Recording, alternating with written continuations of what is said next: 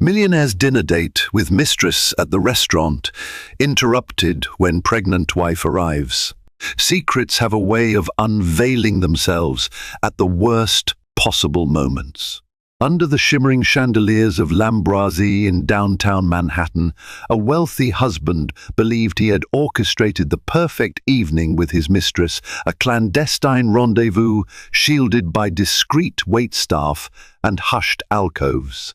Yet fate has a peculiar sense of timing. On this fateful night, his pregnant wife decided to dine at the very same restaurant, drawn by an inexplicable craving for French cuisine. As violin strings reverberated through the softly lit rooms, hearts collided and reputations trembled. The truth emerged in a single, unforgiving flash, threatening to shatter their world forever. Christopher Montclair was never one to accept an ordinary life. The son of a tireless, single mother in a cramped neighborhood on the outskirts of Boston, he learned early that ambition demanded sacrifice. Standing on street corners as a teenager, watching the shiny cars of corporate executives speed by, he vowed that one day he would have everything he desired: wealth, power, and respect. Through scholarships and fierce determination, Christopher graduated top of his class in finance, eventually launching Montclair Holdings in Manhattan. By his mid-30s, he was a millionaire many times over. His personal life seemed equally charmed. 3 years ago, he met and married Evelyn Rosenberg, now Evelyn Montclair, a former dancer of quiet elegance. Though her dancing career ended after a knee injury, she channeled her passion into philanthropic work.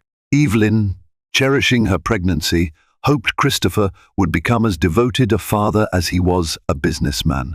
Yet, in the shadows of success, Christopher grew restless. He craved novelty. The high-stakes deals and relentless boardroom battles sharpened his appetite for risk, and soon that appetite leaked into his personal affairs. He began an illicit relationship with Ariel Romano, a seductive real estate agent known among New York's elite. Ariel was everything Christopher's respectable life was not: spontaneous, daring, and entirely unconcerned with social norms. Their affair started innocently enough, a harmless flirtation over luxury property listings, but it escalated. Before long, they were meeting in penthouse apartments and exclusive hotel suites, each encounter more secretive than the last. Evelyn remained oblivious, preoccupied with decorating the nursery and planning a charity ball for underprivileged art students.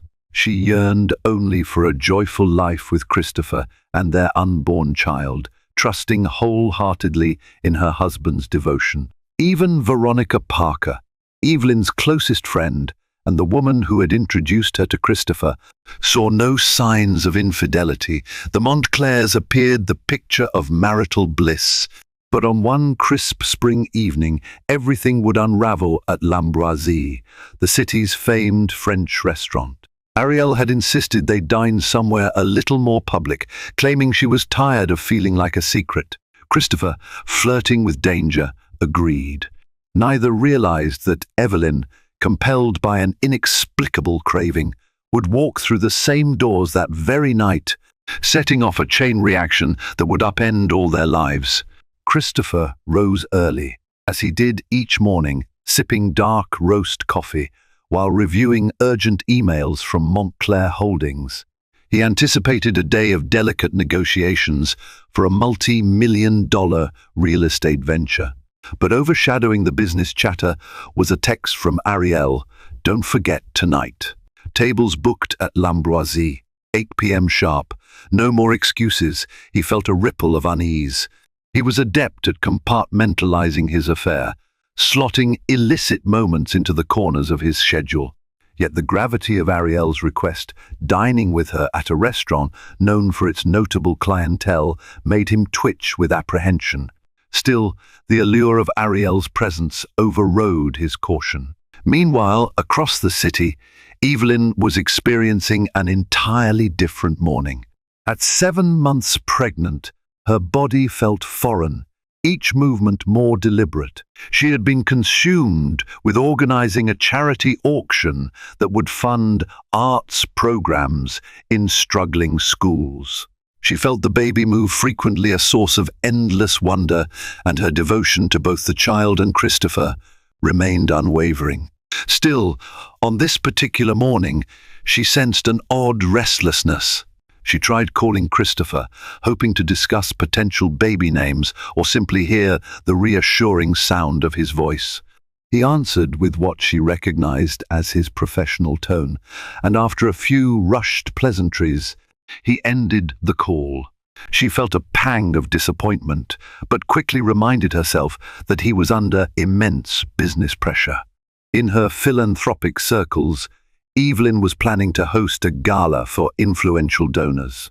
Veronica Parker, always her supportive friend, texted her an idea for the event theme. Evelyn responded enthusiastically, pressing the phone against her baby bump, as though the child could somehow absorb her excitement. That afternoon, as she concluded a meeting with event planners, a sudden craving struck her French cuisine with rich sauces and decadent pastries. Normally, she would wait for Christopher to propose a date night, but something about her restlessness, about the baby's insistent kicks, pushed her to be spontaneous.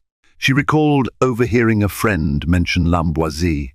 Evelyn decided she would simply go on her own, or perhaps invite Veronica for company. The decision that seemed so innocent in her mind would soon set the stage for a night that none of them would forget. At Montclair Holdings, Christopher stood at the head of a glass-walled conference room, projecting confidence as he presented to potential investors. He had a gift for weaving numbers into compelling narratives, painting visions of acquisitions and profits. Yet, beneath the polished exterior, his thoughts kept returning to the evening ahead. He remembered Ariel's parting words from their last meeting. "If you're not serious about us, tell me now." He had responded by promising that they'd have a special dinner soon, something more than a hasty meeting at a nondescript hotel.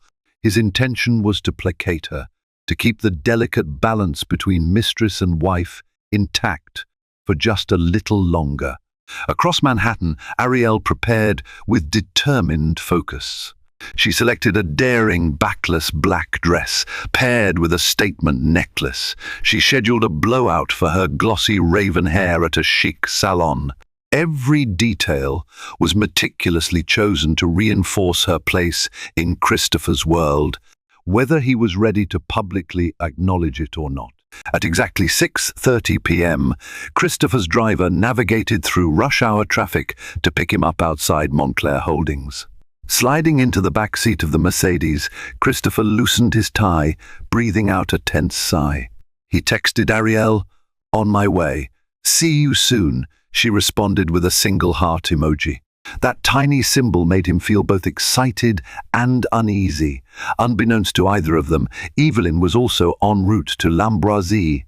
She sat in the back of a taxi, tapping the driver's shoulder to confirm the restaurant address. The baby kicked wildly, making her smile. She had no reservations, but hoped a table would be available. Pregnant cravings, after all, felt urgent. She made a mental note to tell Christopher about her impromptu evening, imagining he would find the story endearing.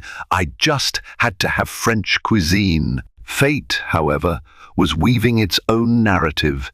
3 people, each with their own expectations and secrets, were converging on the same upscale dining room. Crystal chandeliers would illuminate hidden truths. The hush of piano music would underscore unrehearsed confessions, and a single dinner would become the catalyst for a storm of revelations. L'Ambroisie boasted an ambiance of refined opulence, marble floors polished to a sheen, warm candlelight flickering from crystal sconces, and waitstaff gliding seamlessly between linen-draped tables. Christopher arrived first, stepping inside with an air of practiced confidence. He approached the maitre d', who recognized him instantly. Although Christopher had called to make a reservation under Ariel's name, his reputation preceded him. "Good evening, Monsieur Montclair. This way, please," the maitre d' said, discreetly gesturing to a secluded corner table partially hidden by tall floral arrangements. Slipping him a folded $100 bill, Christopher quietly requested privacy. The maitre d' nodded, accustomed to the demands of high-profile patrons. Minutes later, Ariel appeared, turning heads in her sleek black gown. She caught Christopher's eye, and the corner of her mouth lifted in a smile of victory. Desire, something in between. Sliding into the booth beside him, she kissed him on the cheek, ignoring the subtle glances from a nearby table. They placed their drink orders, a glass of red for her, a neat whiskey for him. In hushed tones, they exchanged pleasantries that masked deeper agendas. Meanwhile, at the front desk, Evelyn entered, dressed simply in a navy wrap dress that accommodated her growing belly. She carried herself with quiet poise, politely asking if there was room for a walk-in. Seeing her condition and gentle demeanor, the hostess arranged a small table near a window. Evelyn sat, relieved to have satisfied her sudden craving. She rubbed her stomach, an affectionate gesture toward the child within, before turning to the menu. As the evening progressed, Christopher and Ariel settled into a tension-laced conversation. She demanded clarity. "We've been doing this for months. When do I stop being your secret?" Christopher hedged, knowing how precarious it was. He promised he'd figure it out soon, glancing around nervously. Sensing his discomfort, Ariel arched a brow. "He's anxious about something," she thought. Little did she know his worst fears were about to materialize. On the other side of the dining room, Evelyn savored a warm bowl of French onion soup, blissfully unaware of the drama, unfolding just a few tables away. Yet the safety of her ignorance would vanish the moment she rose to stretch her legs, inadvertently glimpsing the silhouette of her husband leaning intimately close to another woman. Veronica Parker, ever the loyal friend, had sensed something off in Christopher's behavior for weeks. During casual chats with Evelyn, she picked up on small inconsistencies, late meetings, hurried phone calls, half-baked excuses. Though not prone to paranoia, Veronica felt an unsettling suspicion take root. It was sheer coincidence that she found herself near Lamboisie that very evening. She had just wrapped up a meeting of her own, and as she prepared to hail a taxi, she noticed Evelyn stepping inside the famed French restaurant. At first, Veronica felt delighted. How wonderful that Evelyn is treating herself. Then a prick of concern. Christopher rarely mentioned dinner plans. Why is Evelyn here alone? Unable to quell her instincts, Veronica slipped into the restaurant's foyer. She told herself she merely wanted to say hello, but a deeper part of her admitted she was on high alert. The hostess directed her to Evelyn's table with a polite smile. "Veronica!" Evelyn exclaimed softly, surprised but pleased. "What are you doing here?" Her eyes shone with a mix of joy and relief.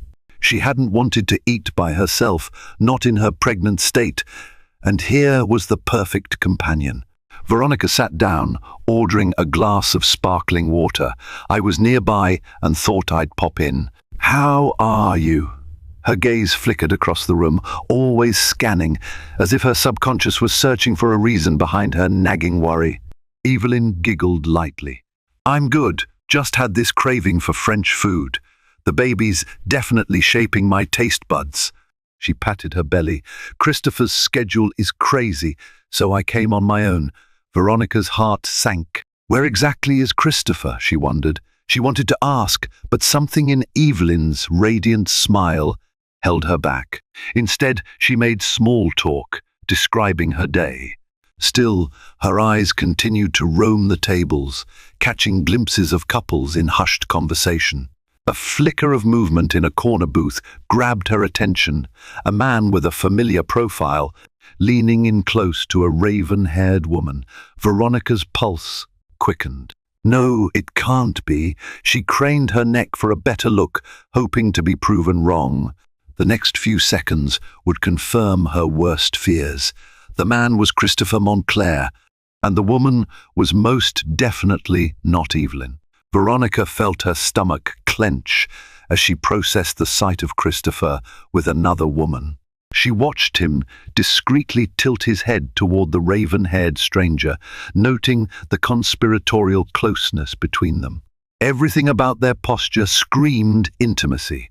Her chest tightened. How could he do this, especially with Evelyn pregnant? Struggling to maintain composure, Veronica turned her attention back to her friend. Evelyn, noticing the tension in Veronica's face, frowned. "Veronica, are you okay? You look pale." Evelyn's concern proved too much for Veronica's conscience. She couldn't lie, but she also didn't want to devastate her friend in front of half the restaurant. Finally, mustering her composure, she took a steadying breath.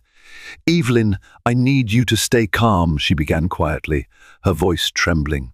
"But I think you should stand up and look over there." She subtly gestured toward the corner booth. Evelyn's eyes widened. She turned in her seat, scanning for whatever had caused Veronica's distress. At first, she saw only well-dressed patrons engaged in their own quiet conversations. Then, out of the corner of her eye, she recognized Christopher's distinct silhouette. Her heart skipped a beat. Sitting across from him was an elegant woman in a low-cut black dress, holding his hand atop the table. The vision of Christopher Montclair in an intimate setting with someone who was very much not his wife assaulted Evelyn's senses. Time seemed to slow. A rush of adrenaline surged through her, intensifying every sight, every sound. She watched as Christopher reached for his glass, tension etched across his face. Ariel murmured something, her lips barely moving. It was a private moment that felt suddenly, violently exposed to Evelyn's horrified stare. "Veronica." "Oh my God," Evelyn whispered, tears already forming. Shock coursed through her, making her limbs go cold. She struggled to breathe, shaking her head as if trying to dispel a nightmarish illusion. Veronica placed a comforting hand on Evelyn's arm. "Listen, let's leave." "We can." But Evelyn stood abruptly, the scrape of her chair against the polished floor drawing a few curious glances. With an unsteady gait, she started toward Christopher's table. The hush of the restaurant seemed to envelop her like a cocoon of dread.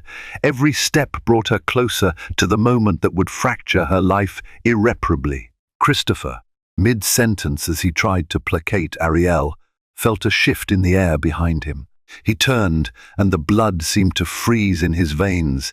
There stood Evelyn, tears shimmering in her eyes. The shock on her face was a mirror of his own stunned horror. Ariel, caught off guard, pulled her hand from Christopher's and straightened in her seat, her cheeks flushing under Evelyn's anguished gaze.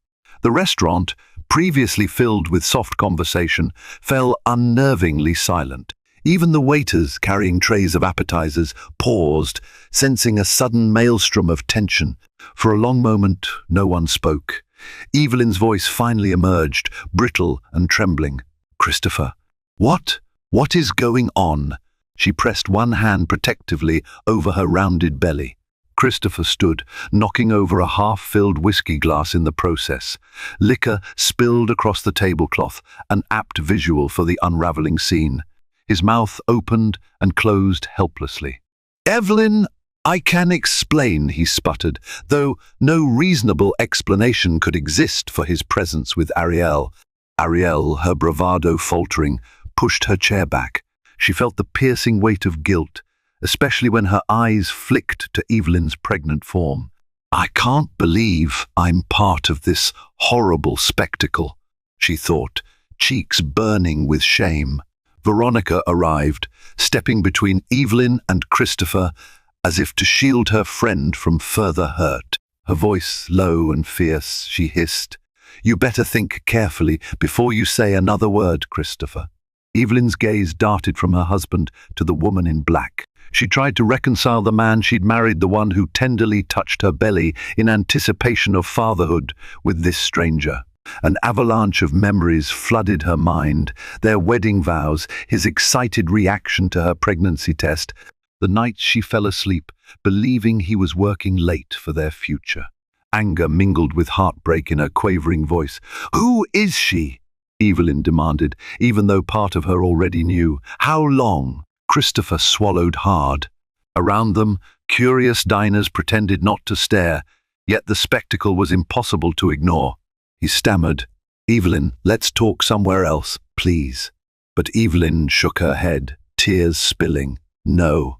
We talk here," she said, voice cracking. "Tell me everything." Caught in a swirl of public shame, Christopher realized there was no escape. The carefully constructed facade of his double life had just detonated, and he was left standing in the debris of his own deceit. The intensity of Evelyn's heartbreak slammed into Christopher like a tidal wave. He had always believed he could control every aspect of his life, orchestrate his marriage, his affair, his business. Now, under the glare of Lambrasie's chandeliers, that illusion crumbled. Ariel, her bravado gone, stared at her hands, wishing to vanish. She attempted a few words of apology but couldn't form them properly. The weight of Evelyn's tear-filled eyes was too much. Veronica, her arms wrapped protectively around Evelyn, shot Christopher an accusing glare. Was this worth it? Her question dripped with contempt. "You fool, Christopher! She's pregnant with your child." "How dare you?" Christopher raked a trembling hand through his hair. He turned to Ariel, then back to Evelyn, torn between the woman he had married and the woman he had seduced. He let out a shaky breath. "Evelyn, I swear I never intended." The words died in his throat, pathetically insufficient. Evelyn's tears flowed unchecked. Her voice trembled with equal parts, sorrow and fury. "How long has this been going on?" she demanded. A pained look crossed Christopher's face. He glanced at Ariel, who offered a single nod, giving him tacit permission to confess. 6 months, he admitted quietly, feeling a wave of shame crash over him. The color drained from Evelyn's cheeks, and she swayed slightly, forcing Veronica to steady her. 6 months. More than half the time she had been pregnant. The shock and betrayal stole her breath. Nearby diners exchanged glances, unsure whether to leave or linger in morbid fascination. One waiter, attempting to mask the tension, approached carefully to check on them, but Christopher waved him off. There was no delicate way to handle this meltdown. Evelyn's composure finally snapped. "How could you do this?" she whispered. "You lied to me every single day." She pressed a trembling hand against her belly. "What about this baby? Our future?" Christopher stepped forward, tears threatening to spill. "Evelyn, I'm so sorry. I messed up. I'll end it. This was a mistake, I swear." Veronica's voice cut in like a blade. "Not here. Let's get Evelyn out of this place," she said, her tone gentler when addressing her friend. "Come on, sweetheart. You need to breathe." Clinging to what little dignity remained, Evelyn turned away from Christopher, refusing to let him even touch her arm. Veronica guided her out of the restaurant, leaving Christopher and Ariel in a silence that felt like a funeral. Outside Lambrasie, Evelyn dissolved into sobs. The cool night air provided scant relief for her shattered composure. Veronica hailed a taxi, gently helping Evelyn inside. Concern etched into Veronica's features, her voice hushed and soothing. "We'll head to my apartment," she murmured, guiding her friend's hand. "You don't need to go back to him tonight." Inside the cab, Evelyn's tears ebbed into silence. Her eyes stared unfocused at the passing streetlights. Memories of her marriage replayed as snapshots, Christopher carrying her over the threshold of their penthouse after their honeymoon, laughing over burnt toast in the early mornings, the joy in his eyes when she announced her pregnancy. Had all of it been a lie, she wondered. She felt a hollow ache in her chest, overshadowed by the faint stirrings of the baby within her, a reminder that she now had to think of more than just herself. Meanwhile, Christopher stood on the curb outside L'Ambroisie, torn between chasing after Evelyn and consoling Ariel. Ariel quietly touched his arm. "I'll catch my own ride," she offered, voice subdued. "I need to go home." Christopher didn't stop her, his thoughts fully consumed by Evelyn's anguish. As he turned, paparazzi bulbs flashed. Someone had alerted them that a scandal was brewing. Already, a couple of opportunistic photographers had arrived, snapping pictures of the rattled millionaire in his finest suit, alone and exposed. Christopher ducked his head, heading quickly to his waiting Mercedes.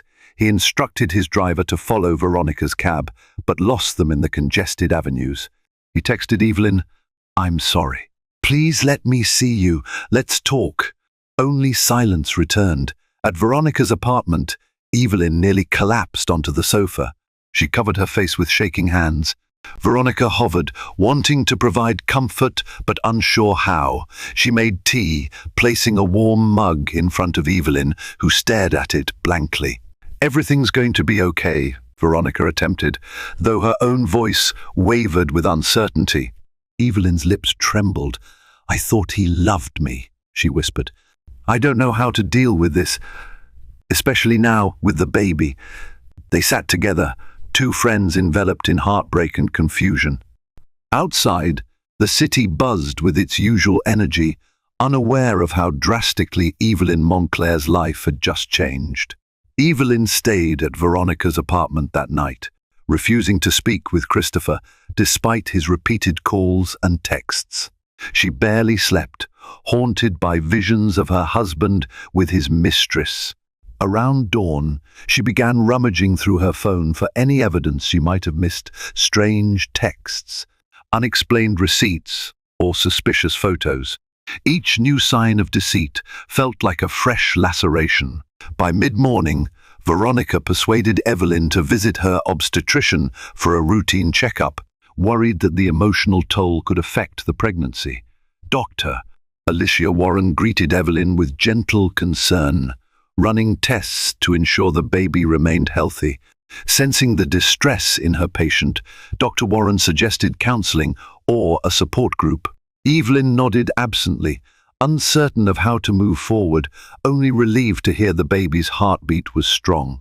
Meanwhile, Christopher was in damage control mode on multiple fronts. At Montclair Holdings, the scandal had already begun circulating in hushed tones. A few tabloids picked up rumors of a marital dispute at a high-end restaurant. Christopher's PR team scrambled to deflect attention, but they could do little about the swirl of gossip. Some of his business associates, especially those with conservative values, expressed discomfort with the negative publicity. Desperate to reach Evelyn, he sent flowers and an apologetic note to Veronica's apartment. Veronica threw them in the trash without showing Evelyn, deciding her friend needed space rather than hollow gestures. She knew Christopher was likely frantic, but she had no sympathy left for him. Her priority was Evelyn's emotional and physical well-being. Ariel, too, found herself under scrutiny. She received a barrage of calls from curious acquaintances and media outlets. Mortified by the public shame, she decided to retreat. She took an impromptu leave of absence from her real estate firm, claiming family matters. Each time the phone rang, she felt a stab of guilt, recalling Evelyn's anguished face. In the midst of the chaos, Evelyn scrolled through social media posts announcing the next philanthropic event she was slated to host. Her name was front and center, lauded for generosity and compassion. The cruel irony struck her like a hammer.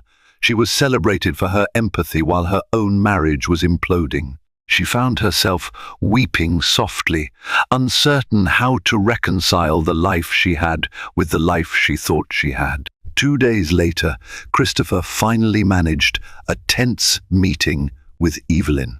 Exhausted from emotional turmoil, she agreed to see him at Veronica's apartment, on the condition that Veronica remained in the next room. She refused to face him alone. When Christopher arrived, he clutched a stack of papers, financial documents, property titles, and what looked like the beginnings of a legal separation agreement. Evelyn sat stiffly on the couch, arms folded protectively over her abdomen. Her eyes were red-rimmed but resolute.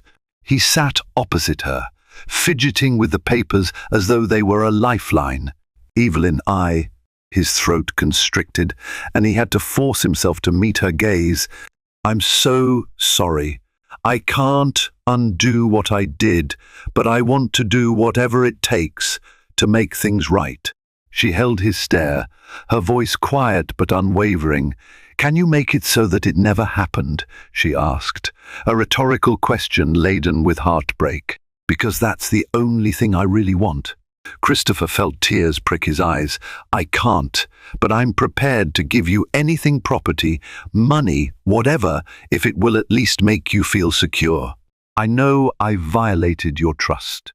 Evelyn's lips tightened. "Trust was never about money. You think these papers fix the pain you caused?" She gestured at the documents. "I used to believe you were different from all those power-hungry men. Now I see that maybe I never knew you." He swallowed hard, guilt shredding him from within.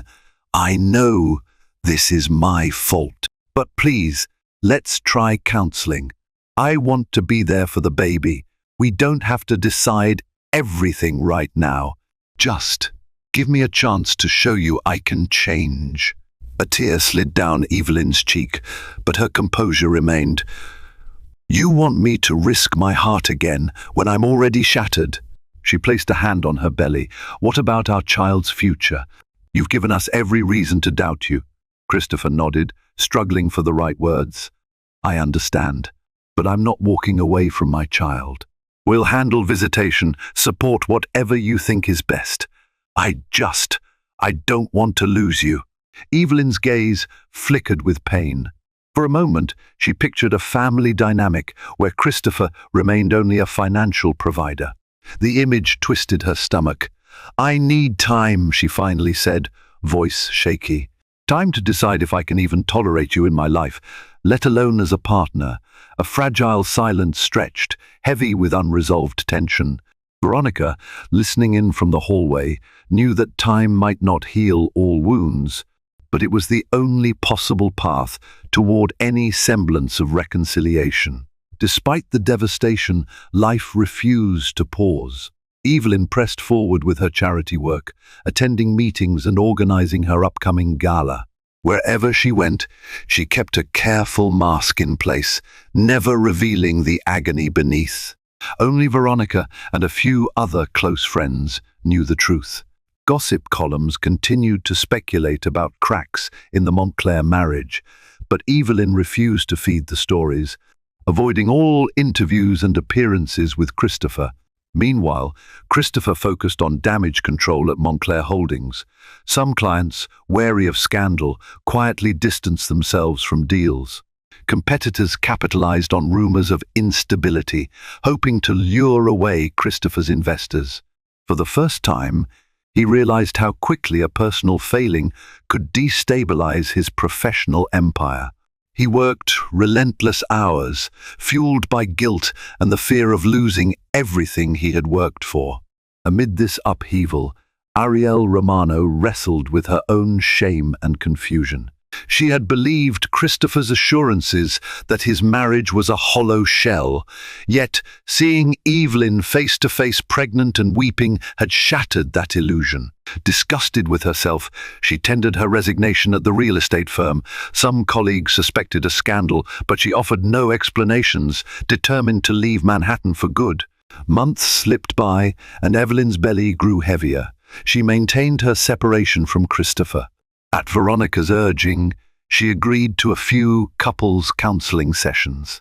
Meeting in a small, discreet office, they sat across from a gentle-voiced therapist named Dr. Amber Reynolds. Dr. Reynolds guided them through raw emotions, betrayal, remorse, fear of abandonment. Some sessions were explosive, with Evelyn storming out in tears. Others ended quietly, neither of them certain whether it was better to salvage their marriage or finalize a divorce. Still, one truth united them both: the baby. Christopher attended prenatal appointments whenever Evelyn allowed, sitting quietly in the exam room as the doctor explained each stage of development. They listened to the baby's heartbeat together, an echoing thrum that stirred conflicting feelings. Evelyn would sometimes catch a tear sliding down Christopher's cheek. In those fleeting moments, she'd recall the man she once adored.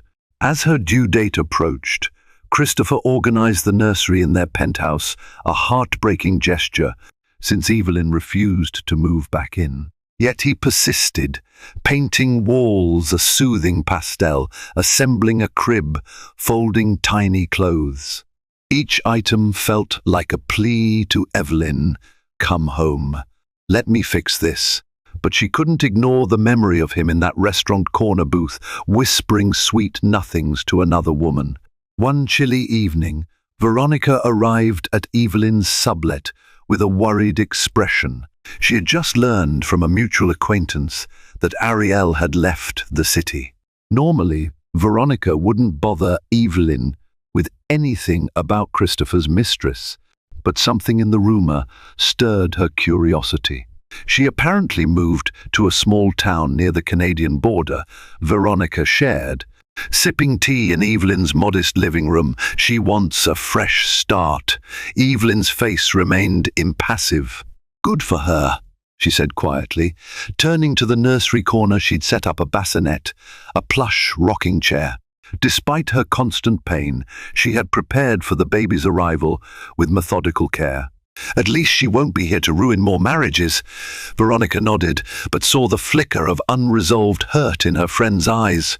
The two women sat in pensive silence, interrupted only by Evelyn's slight wincer contraction, a false alarm. She had been experiencing Braxton Hicks contractions over the past week, a sign that her body was gearing up for labor. The true test arrived late one night when Evelyn felt an unmistakable, piercing pain. Her water broke in a rush of panic and excitement. She called Veronica, who sped over in her car, helping Evelyn gather her bag. They phoned Christopher, leaving a breathless voicemail. "We're going to the hospital. The baby's coming." Within half an hour, Christopher burst into the maternity ward. Veronica paced the hallway, wearing a look of relief when he finally appeared. Evelyn, already wheeled into a labor room, endured wave after wave of contractions. The medical team worked calmly, hooking her to monitors and administering pain management. Tentatively, Christopher approached her bedside, his eyes filled with genuine concern. "Evelyn," he whispered, leaning closer, "I'm here. Whatever you need, I'll do it." She clung to his hand, despite all that had happened. In that moment, the anger and heartbreak seemed secondary to the urgency of bringing new life safely into the world. Labor stretched for hours into the dawn. Christopher remained at Evelyn's side the entire time, wiping the sweat from her brow, murmuring words of encouragement. Veronica occasionally stepped in to offer moral support, then gave them space. Despite the swirl of broken trust, an unspoken truce settled over everyone. This child was more important than their wounds. Finally, as the sun rose, a piercing cry sliced through the tension. A baby boy, red-faced, wailing, alive, arrived in the care of skilled doctors. The room flooded with emotional release. Christopher's tears flowed freely, and Evelyn, trembling, reached out to hold the tiny, perfect life she had carried for 9 months. For a moment, they were united in awe, heartbreak suspended by this pure miracle. Andrew James Montclair became the center of Evelyn's universe in an instant. Holding him against her chest, she felt a profound love, unlike anything she had known. For Christopher, the moment he touched his son's delicate fingers, guilt and gratitude warred within him. "How could I have risked losing this?" he thought. He vowed silently never to fail his family again. The next few days at the hospital were a haze of feeding schedules, nurse visits, and excited friends offering congratulations. Veronica arrived with flowers and a flurry of kisses for the baby, tears of relief sparkling in her eyes. Even a few well-meaning acquaintances from Evelyn's charity circle dropped by, trying not to mention the scandal that had nearly overshadowed this precious event. Evelyn remained guarded around Christopher. She allowed him to hold Andrew, to change diapers under the nurse's guidance, but they barely spoke about anything beyond the baby's needs. Late at night, when Andrew slept in the bassinet beside her hospital bed, Evelyn stared at the ceiling, rehashing the heartbreak at Lamboisie. She felt torn between the father Christopher was already becoming and the husband who had deceived her so thoroughly. On the day of discharge, Christopher insisted on driving Evelyn and Andrew to her sublet. He had purchased a top-of-the-line car seat, which he installed himself, triple-checking every safety measure. During the ride, the baby dozed, and Evelyn stared at the city streets, wondering how they had reached this point, a new family already strained by betrayal. At the sublet, Christopher carried Andrew inside, carefully placing him in a prepared bassinet. The space was small, filled with baby essentials and a sense of transition. He lingered near the doorway, unsure if he was welcome to stay. Evelyn offered no immediate invitation. Exhausted, she lowered herself onto the couch, clutching a pillow. Christopher cleared his throat. "I'll, leave you both to rest," he said softly. "But call me if you need anything. I mean it, anything." Evelyn nodded, not yet ready to face the future of their relationship. She whispered, "Thank you, more for his help with Andrew than for any sense of forgiveness." In the hush that followed, Christopher departed, leaving Evelyn to cradle Andrew, alone but fiercely determined to protect her child's future. The question of whether Christopher could be part of that future remained tangled in layers of uncertainty. The next few weeks brought a delicate dance of co-parenting. Christopher visited almost daily, scheduled around Evelyn's comfort level. He offered to cover medical bills and any extras, but she accepted only what concerned Andrew. Pride and lingering anger prevented her from letting him solve her problems with money. Instead, she insisted on doing as much herself as possible, perhaps to prove she was capable without him. Amid the bleary-eyed nights and relentless feeding cycles, Evelyn discovered an unexpected resilience. Veronica helped too, often sleeping on the couch when Evelyn was overwhelmed. Together, they navigated Andrew's first baths, doctor checkups, and the challenges of infant colic. Through it all, Christopher hovered, ready to step in when permitted. He brought groceries, took out the trash, changed Andrew's diapers, anything to ease Evelyn's burden. Their couples' therapy sessions resumed, now with Andrew sometimes napping in a stroller in the corner. The therapist encouraged them to talk about rebuilding trust, if that was something Evelyn desired. At first, she remained silent, arms folded. Christopher laid bare his remorse, explaining how he had allowed ambition and insecurity to derail him. "I always felt like I had to chase excitement," he confessed, voice cracking. "I was scared of losing who I was, but I lost myself anyway." Evelyn found her defenses softening slightly. She couldn't forget the image of Christopher cradling Andrew during those first moments of life. Underneath her betrayal lay a fraction of hope that the man she loved still existed, changed by fatherhood. One evening, after Christopher helped put Andrew to sleep, Evelyn surprised him by inviting him to stay for a late dinner. They sat in her small kitchen, bowls of reheated pasta steaming between them. The conversation was halting, but less hostile than before. She recounted a funny story from the day, describing how Andrew nearly kicked over a pile of clean laundry. Christopher laughed, the sound tinged with relief. By the end of the meal, Evelyn found herself thinking, could we find a way back from this? The question lingered, unanswered, but the tension in the air softened. Even small steps seemed like monumental progress. If they continued like this, there might be a chance, slim, fragile, but real, that their fractured love could be pieced back together. As Andrew reached 3 months old, his joyous giggles illuminated the sublet's every corner. Evelyn, while still hurting, couldn't deny the bond forming between father and son. Christopher had become gentle, patient attributes she never quite associated with his cutthroat persona in finance. Their therapist remarked on Christopher's transformation, observing that fatherhood and remorse had awakened a deeper empathy within him. Yet, uncertainty persisted. Evelyn had not rescinded the legal separation documents, and Christopher respected her autonomy. He took each day as an opportunity to prove himself, not through grand gestures of wealth, but through consistent presence. He sometimes arrived unannounced, bearing diapers or homemade soup from his newly hired chef food that he claimed to have tasted first to ensure it was mild enough for breastfeeding mothers. Evelyn rolled her eyes at times, but also smiled at his earnestness. Veronica noted the change too, remarking privately to Evelyn, "He seems genuine. Still, be careful."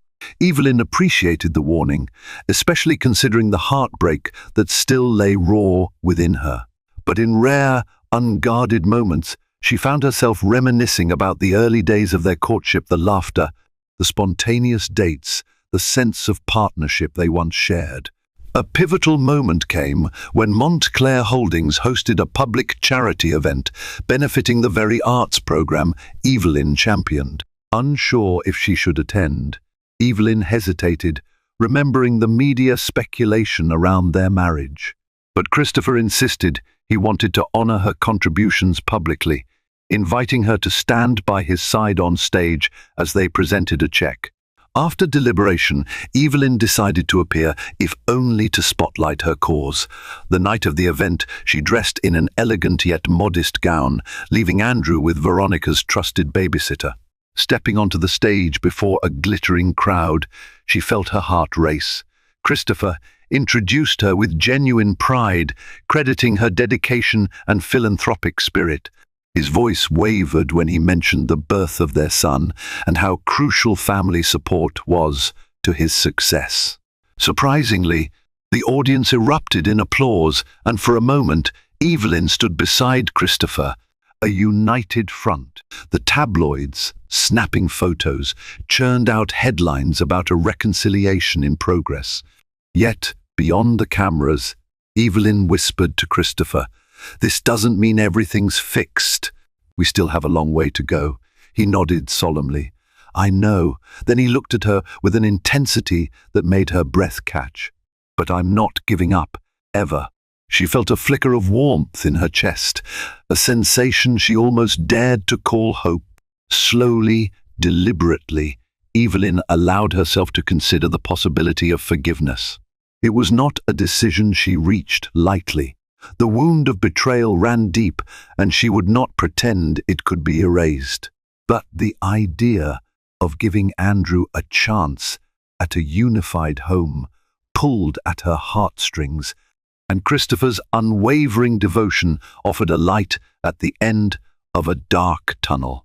They continued therapy, exploring the threads of their past that had led to the affair.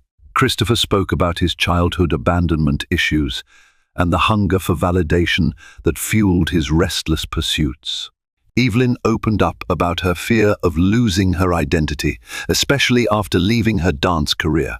Sometimes the sessions were soaked in tears. Other times they discovered small joys, like shared memories of their honeymoon or comedic recollections of learning to dance together in their living room. When Andrew turned 6 months old, Evelyn tentatively suggested that Christopher move back in, not permanently, but for a trial period. She wanted to see if they could coexist as a family without the weight of the penthouse's history. Christopher, both elated and nervous, brought only the essentials. He spent nights rocking Andrew to sleep, early mornings preparing coffee for Evelyn, and afternoons trying to help with laundry or errands, tasks he once dismissed as trivial. They grew closer in small, everyday ways, laughing at Andrew's attempts to crawl, clinking coffee cups in the morning, occasionally brushing hands in the kitchen. One crisp autumn afternoon, they took Andrew to Central Park, Watching him marvel at the leaves, they shared an emotional moment on a bench, reflecting on how far they'd come from that disastrous night at L'Ambroisie. Evelyn realized she still loved Christopher, albeit cautiously. She saw a man changed by regret and shaped by fatherhood. Feeling the warmth of that revelation, Evelyn leaned her head on his shoulder, letting out a soft sigh. Christopher kissed her temple, tears glistening in his eyes. Both were aware they still bore scars, but maybe, just maybe, those scars could become markers of growth, rather than perpetual reminders of pain.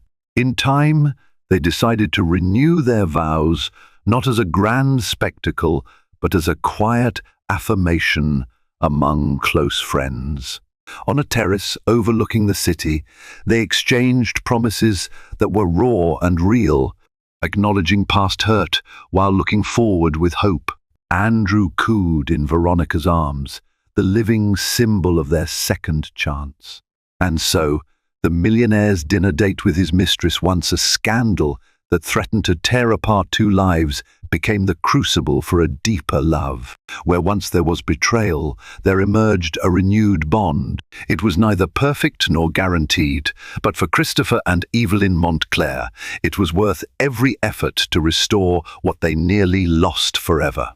When relationships stand on the precipice, choices define whether we fall apart or fight our way back. Christopher and Evelyn Montclair discovered that heartbreak can crack even the strongest foundations, but it can also illuminate hidden fractures in need of repair. Their journey from a disastrous dinner rendezvous to a quietly renewed vow taught them that love alone doesn't survive. It demands humility, steady work, and the willingness to see each other anew.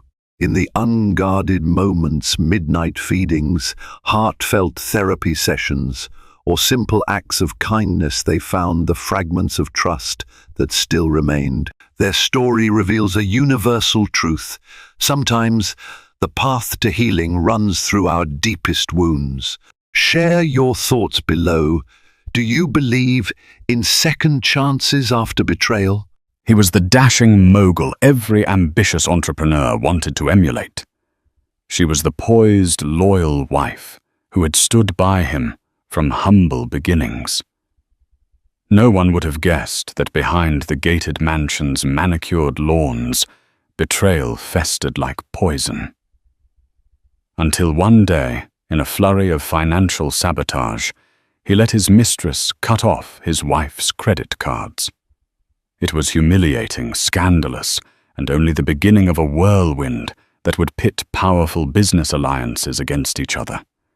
In a boardroom confrontation that stunned everyone, the CEO himself stepped in, but not in the way anyone expected.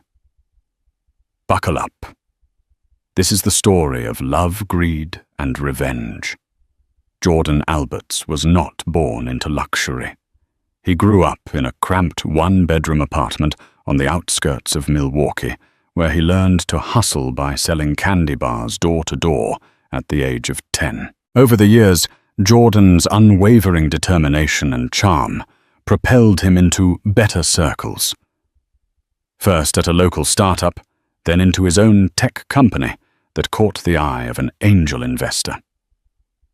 By the time he was 35, Jordan was a self-made millionaire, a prominent figure on various entrepreneurial boards, and had connections with people like Mark Cuban, Bill Gates, and a few top executives at Google. His wife, Elizabeth Alberts née Wagner, had been with him through everything. They met in college at a small tech entrepreneur club meeting, both bright-eyed and dreaming of changing the world. Elizabeth came from a modest background, too. Her father was a retired auto mechanic, and her mother a homemaker. She'd studied communications with an emphasis on public relations, and it was through Elizabeth's network of contacts that Jordan first gained access to small local pitch events. While Jordan pitched his innovative software for automating small business tasks, Elizabeth made calls, arranged coffee meetups, and tried to capture the interest of potential backers. They married in a little chapel by Lake Michigan. It wasn't a lavish wedding. No star-studded guest list, no fancy reception at the Ritz. But to Jordan and Elizabeth, it felt perfect. A union built on genuine love, unwavering support, and a shared dream of building a life and a business empire together. Over the next decade, they grew from a modest condominium in Milwaukee to a stunning estate in Austin near Lake Travis, with a sweeping view of the water and rolling Texas hills. It was there at a philanthropic event organized by the Bill and Melinda Gates Foundation that Jordan's name landed on the radar of top-level investors. His company's smart automation technology was recognized for its potential to transform not just small businesses, but large-scale manufacturing and logistics. Soon after, Jordan's net worth skyrocketed from a mere $5 million to well over $200 million. For a while, everything was picture perfect. The marriage was strong, their personal synergy unwavering. Elizabeth handled some philanthropic duties, organizing events, acting as a goodwill ambassador for Jordan's brand, and forging new partnerships through her PR background. Their household staff adored them, describing Elizabeth as kind, gracious, and always mindful of the people around her. But money can be a seductive force, and success can open doors to darker temptations. Jordan began attending more exclusive networking events in Beverly Hills, New York, and beyond. Elizabeth was often at his side, but there were times she couldn't attend. Perhaps she was busy finalizing the details for a charity gala, or maybe she was simply burnt out from the unrelenting schedule. It was during these times, rare at first, then increasingly common, that Jordan got close to someone else. Her name was Ava Monroe. She was a rising star in the world of technology law, representing high-profile clients like Tesla, Amazon, and a few top-tier cryptocurrency exchanges. She had a reputation for being ruthless in negotiations, seductive in social gatherings, and unbelievably charming behind closed doors. The rumor mill started buzzing the moment Ava was seen at Jordan's table during a private dinner after a tech summit in Las Vegas. Elizabeth wasn't there. She had chosen to stay in Austin, meeting with a team of female entrepreneurs Jordan was mentoring.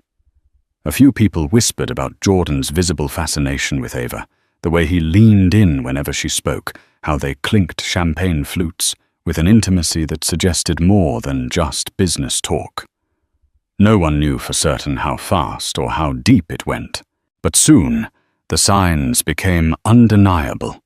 Lavish gifts appeared on Ava's social media, including a diamond bracelet, suspiciously similar to the ones Jordan's company had once gifted important clients.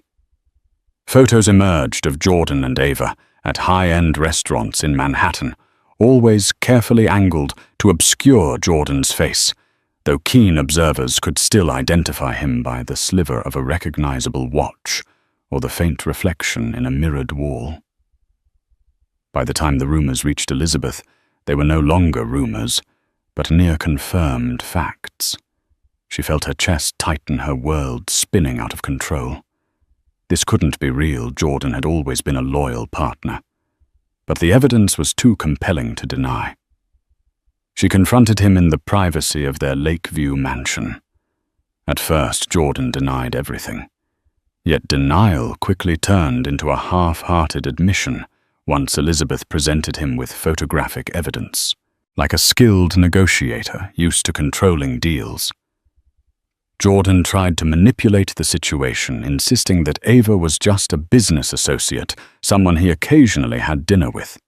But Elizabeth saw right through it. She had always been adept at reading him. A chill settled over their once loving home. Elizabeth, determined to preserve her dignity, demanded they enter marriage counseling, or at the very least step away from high-profile events until they resolved their issues in private. Jordan nodded, providing non-committal answers. He had never liked therapy, never seen the point in discussing feelings with a stranger. He agreed to her wishes on the surface, yet beneath the facade, he continued his involvement with Ava, allowing the illicit relationship to take root. This was the calm before the storm. For soon Elizabeth's sense of betrayal would pale in comparison to the massive financial and emotional blow about to come her way. Weeks passed. Elizabeth tried to focus on her philanthropic work and personal projects, attempting to distract herself from the growing chasm between her and Jordan. When a local charity she sponsored invited her to discuss future donations, Elizabeth discovered something shocking. Her personal credit card was declined. Embarrassment washed over her in front of the unsuspecting staff. She tried another card. Sure, it must have been a glitch, but that too was declined. The staff politely suggested she call her bank, and Elizabeth excused herself with a polite smile, her hands trembling as she left the office. Elizabeth called the bank suspecting fraud or an administrative error, but the bank's representative informed her that both cards had been cancelled the previous week. Under their joint account, they were tied to Jordan's finances, and evidently Jordan had authorized the cancellation. It felt like a punch to the gut. Why on earth would Jordan cancel her cards without her knowledge or consent? They had never had major financial disputes. Elizabeth always had access to family funds, albeit responsibly. She dialed Jordan, but the call went straight to voicemail. She sent him several frantic texts. No response. Later that evening, Jordan came home exuding an air of tired disinterest. Elizabeth confronted him the moment he walked through the door. Under the chandelier's glow, which reflected in her tear-filled eyes, Jordan brushed aside her questions with a dismissive wave. "I needed to consolidate our finances," he said, removing his blazer. "You can use the joint checking account for a while." "No big deal, no big deal." Elizabeth's frustration swelled. "You cancelled my credit cards without even telling me what's going on. Are you punishing me for something?" Jordan's eyes flicked away nervously, and that was when Elizabeth realized he was lying again. The next words that came from his mouth were not only shocking, but also laced with a cruelty she never imagined he was capable of. "Ava suggested we revisit some of my expenses. She found that you were spending frivolously. It made sense to limit credit usage." Elizabeth's heart dropped to her stomach. Ava. That woman was now meddling in their finances. As if the affair wasn't enough, Jordan had allowed this mistress to encroach into an arena that Elizabeth believed was sacred, her own household stability. "What is Ava doing reviewing my spending? Since when does your fling get to decide what is or isn't frivolous?" Elizabeth spat tears, threatening to spill. Jordan made an attempt at a calming gesture, but his words only fanned the flames. "She's helping me restructure. Her firm has great insights into corporate finances. This is about the business, Elizabeth. It's not personal." Not personal. Elizabeth recalled how intimately personal their marriage had always been. They built every aspect of their lives together, from small decisions about wallpaper colors to big entrepreneurial leaps that demanded everything from both of them. Now Jordan was shutting her out, consulting Ava instead. In a quavering voice, Elizabeth demanded, "Reinstate my cards. I am your wife. I have a right to our finances, and you know I've never been irresponsible with money." Jordan's face hardened with a new arrogance. "Not until we finalize our restructure," he said, referring to some nebulous plan Elizabeth knew little about. "I'll handle everything in the meantime." That moment, that cold exchange, was a harbinger of the bigger heartbreak to come.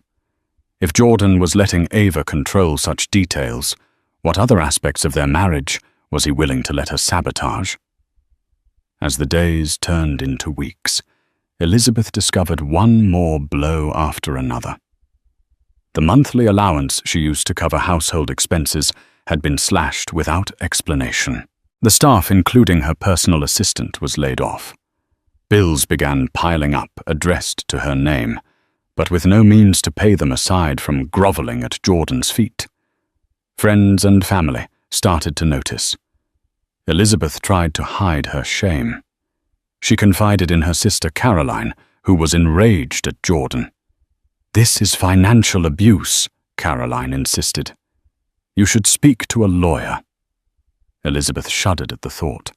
She still believed they could salvage their relationship, that Jordan would snap out of whatever daze Ava had put him in. Yet a small part of her whispered that maybe Caroline was right. Then came a fateful meeting at a hotel conference suite in Los Angeles, one that Jordan had insisted Elizabeth attend. It was a gathering of major tech moguls, including Jeff Bezos and Elon Musk, who were rumored to be there to discuss new tech innovations in global logistics. When Elizabeth arrived, she quickly realized something was off. She saw Jordan in the lounge area, standing far too close to Ava, exchanging hushed conversations. Seeing Elizabeth from a distance, Jordan slipped away discreetly, leaving Ava behind. Elizabeth approached her husband with a forced smile. "I'm here," she said, desperate to maintain composure. "What's the plan?" Jordan gave a curt nod. "There's a closed-door session for the key players only. You'll have to wait outside." In the past, Elizabeth had always been included in these key player sessions as Jordan's partner and PR advisor. The subtle exclusion burned her pride. She swallowed her anger. "Sure, I can wait." After hours of waiting, she found Jordan and Ava laughing together near the bar. As she approached, Jordan's phone buzzed, and he stepped away. That was when Ava turned a chilling smirk on her face.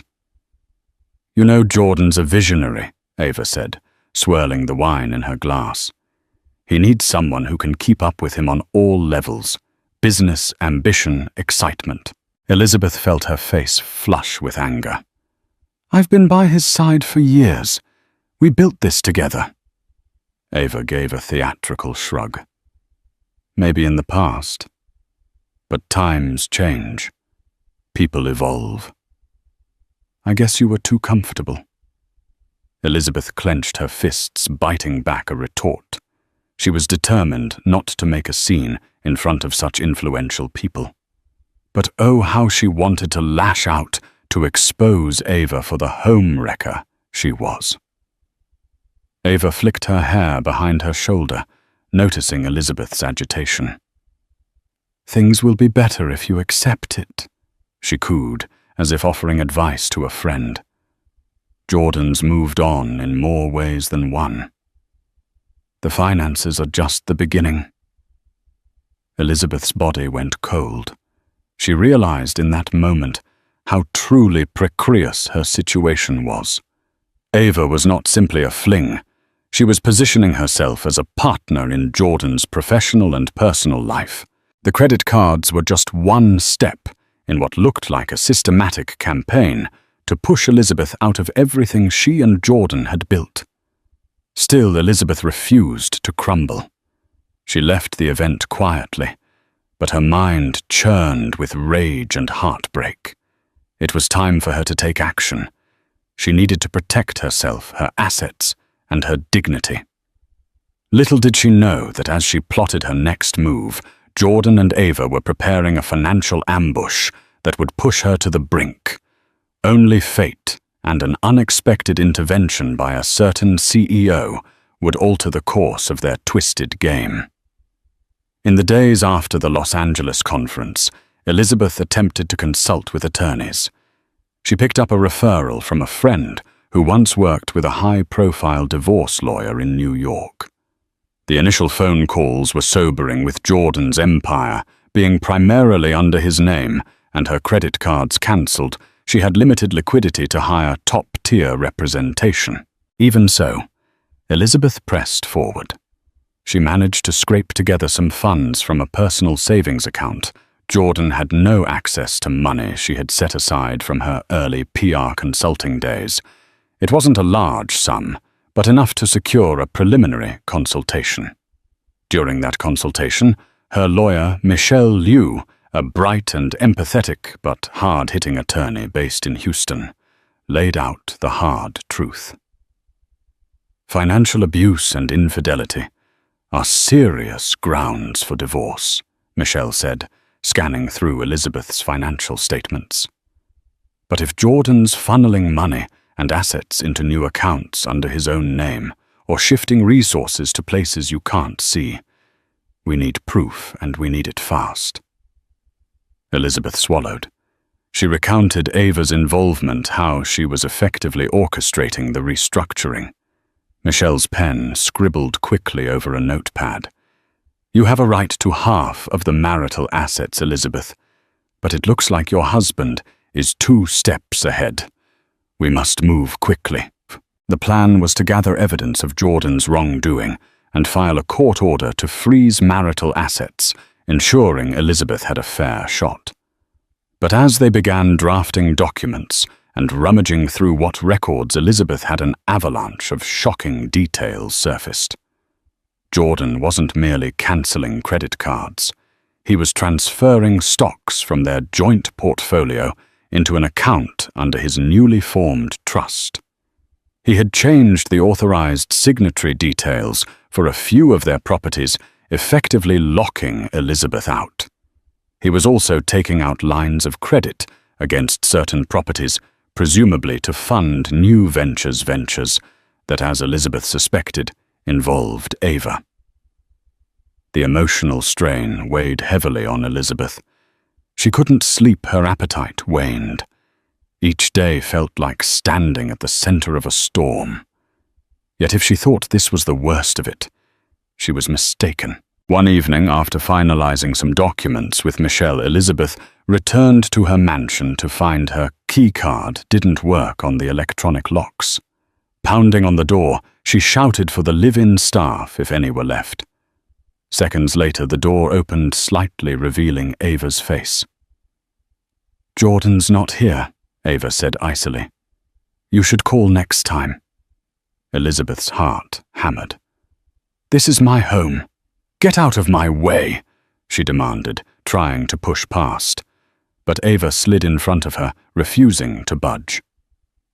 "He told me you're not welcome here anymore until the legal mess is settled." Ava sneered. "I have every right to ask you to leave." Elizabeth was trembling with fury. "You have no rights here.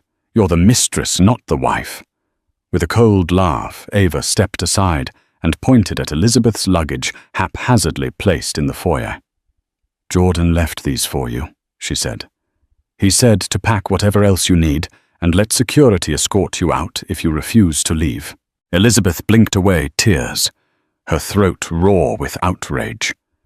She was being thrown out of her own home by the woman who had intruded into her marriage. That moment was a cruel epiphany. Jordan had not only cut off her finances, but now he was physically pushing her out of the place she had shared with him for years.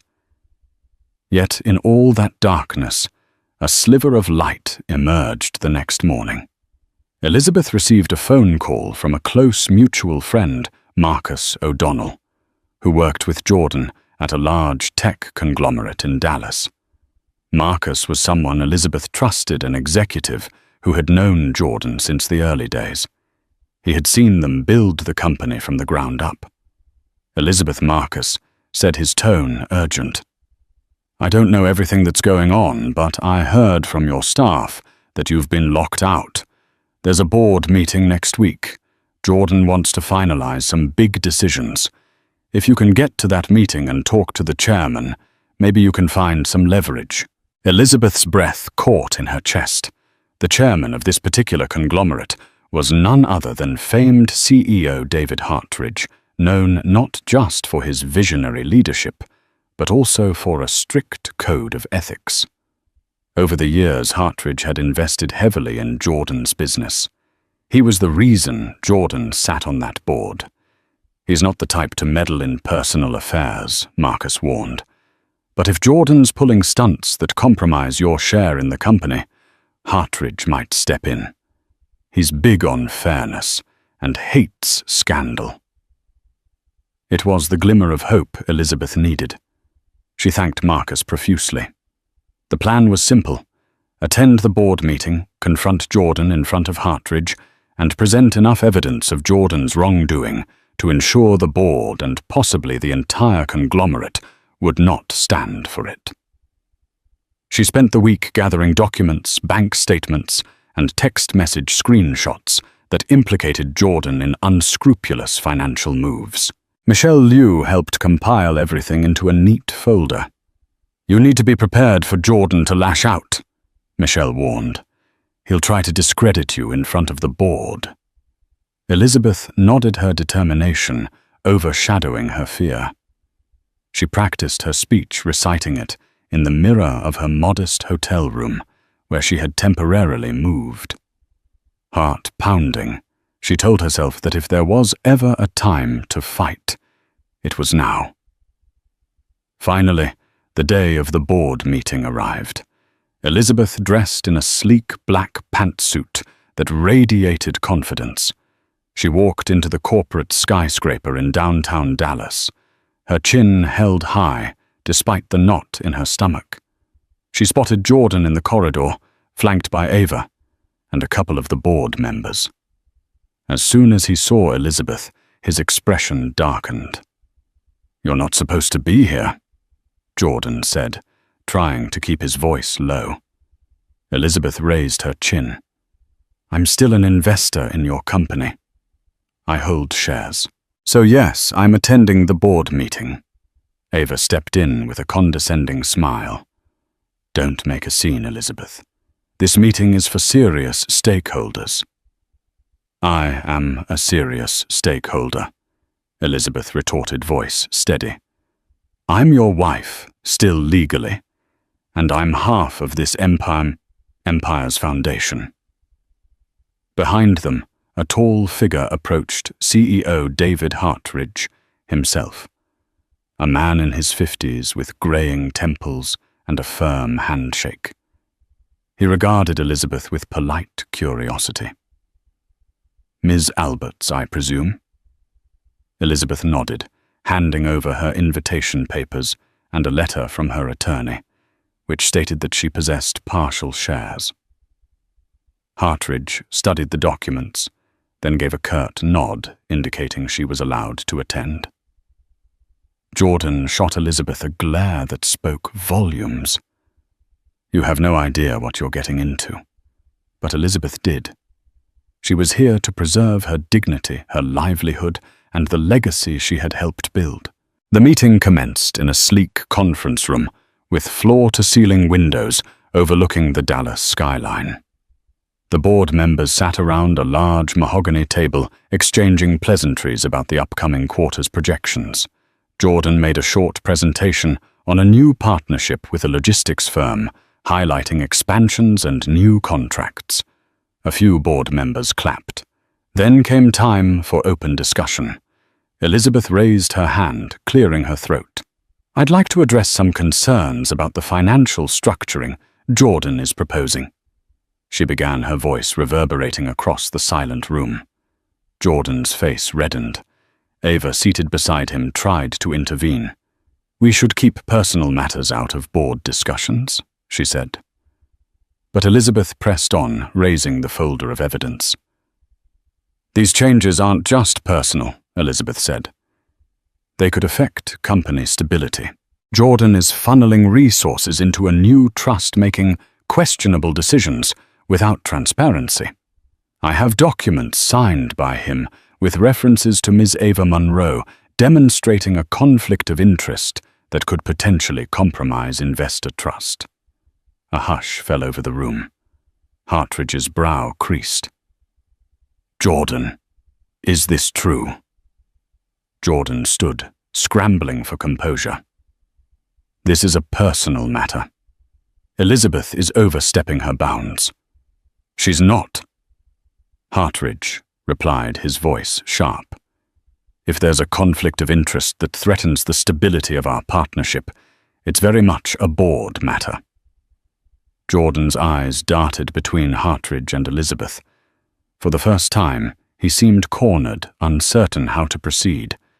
Ava shot Elizabeth a lethal glare, realizing that Elizabeth's boldness had forced the topic into official territory. The tension was palpable. Elizabeth's heart thumped so loudly, she was certain everyone could hear it. But she stood her ground. Continuing. I also discovered lines of credit being taken against marital properties to fund expansions. These expansions could be legitimate, but the details are obscured. I have reason to believe Ms. Monroe is manipulating these finances for her personal gain. Murmurs rippled through the board. A couple members exchanged uneasy glances. Even those who might have sided with Jordan seemed rattled by the magnitude of Elizabeth's accusations. Hartridge steepled his fingers, evaluating the situation. I propose we recess for 15 minutes. Jordan, Elizabeth, Ms. Monroe, please step into my office. Jordan inhaled frustration etched across his features, but he couldn't refuse the CEO's request, not without causing a catastrophic scene. The three followed Hartridge into a glass-walled corner office, shutting the door behind them. In that tense, enclosed space, the real battle began. Elizabeth laid out her evidence on the polished table before Hartridge. Jordan tried to dismiss it all as a personal dispute, but Hartridge was no fool. He could see the potential for scandal, especially if a partner was using company infrastructure for personal vendettas. Throughout this heated exchange, Ava attempted to deflect blame. She portrayed herself as a legal advisor, merely suggesting financial moves, disclaiming any wrongdoing. But Elizabeth's carefully compiled documents suggested otherwise. Emails, text messages, and proposed legal documents bore Ava's digital fingerprints. Hartridge's expression darkened. Jordan, this is unacceptable. If these documents are authentic, you've put your personal entanglements ahead of corporate responsibility. I won't allow it under my leadership. Jordan's face went pale. He tried to protest, to label Elizabeth's claims as overblown, but Hartridge had already made up his mind. Until this is sorted out, Jordan, I'm placing your proposals on hold. We can't move forward with any major financial changes if they're under this sort of ethical cloud. Elizabeth felt a surge of relief, a faint vindication. While she hadn't resolved the core issue of Jordan's betrayal, at least the board wasn't letting him run roughshod over her financial future. But Jordan, cornered and embarrassed, lashed out in desperation. You can't shut me down like this, he snapped at Hartridge, voice tight with anger. I'm the one who made that original deal with your conglomerate. You need my innovation. Hartridge stood up, bristling at Jordan's tone. I'm the CEO, and you've just made me question your reliability and integrity. Watch yourself, Jordan. Ava stepped closer to Jordan, placing a hand on his arm to calm him, but he shrugged her off. You'll regret this, he warned Hartridge, then turned to Elizabeth. And you made a fool of me in front of everyone. Elizabeth clenched her fists, refusing to cower. You did that to yourself, she said, voice trembling with both fear and resolve. Jordan stormed out, slamming the door behind him. Ava followed quickly, her heels clicking on the marble floor. Hartridge sighed, looking at Elizabeth, who was holding back tears. Thank you for bringing this to my attention, Hartridge said. I'm sorry about your personal struggles, but I have to protect the board's interests. If you need anything, contact my office. I'm not a family court judge, but I won't let Jordan drag the company down. With that, Elizabeth let out a shaky breath. She had achieved a small but crucial victory, yet she couldn't shake the nagging sense that Jordan, humiliated and cornered, was far from finished. She left the skyscraper, stepping out into the bright Dallas sun, uncertain, but determined. Little did she know this chapter was only the start of a far more explosive confrontation, one that would involve security teams, sudden betrayals, and a twist that would bring Jordan himself to his knees. Life outside the mansion was lonely, but Elizabeth was thankful for the reprieve from Ava's manipulations. She rented a small apartment near downtown Austin and used what funds she had left to secure her basic needs, while Michelle continued to press for a financial freeze on Jordan's assets. In the weeks following the tense board meeting, Jordan went surprisingly quiet. No more legal letters arrived. No more credit lines were sabotaged. He didn't attempt to contact Elizabeth, nor did Ava.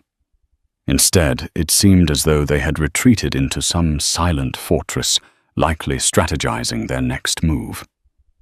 Elizabeth took advantage of the lull.